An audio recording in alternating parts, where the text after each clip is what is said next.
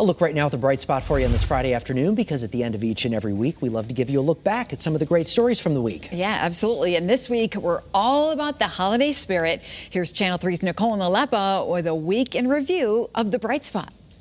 We started talking about the struggles that a lot of these animal shelters face, even when they have supportive towns. Supplies like food, bones, or the fun things like toys for the animals because they get very depressed. And from that point on, Presents for Paws was born. The organizations bring in animals, adopt them out, which is obviously very necessary. So we're trying to fill that gap of the things that other organizations don't do, so that the animal control officers could focus on rehoming the animals or working on the emotional and physical needs of them so that they were more inclined to be rehomed. Since holding her first collection drive 13 years ago, this group has donated over 10,000 pounds of pet food and supplies to animal shelters across our state and even across the country. In a matter of just 3 weeks, Lauren Pizolkowski of East Haddam figured out a way to breathe that Christmas spirit back into her hometown for the holidays. We used to have a thing called the 12 Doors of Christmas.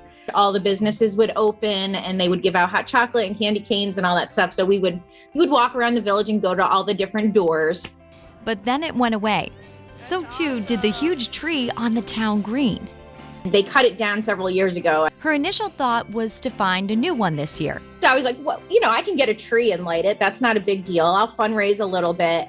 Soon, more light bulbs started to go off in Lauren's head.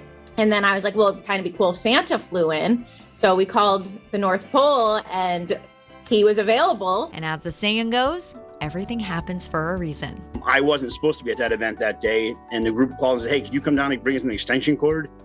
So I'm like, okay. So, well, while I'm here, I'm going over to meet Faith. A week later. Come here, Faith. Come here. Faith, look. Say hi. Say hi. Faith, say hi. Faith had found her forever home with Greg, and the two evidently share more than just a home. I was born with a cleft lip and palate as well, so it kind of pulled everything together. I fell in love when I first seen her. When you see Faith now, she is a vibrant, happy, and healthy pup whose life was saved thanks to the compassion of rescue groups and their volunteers. With today's Bright Spot, I'm Nicole Nalepa.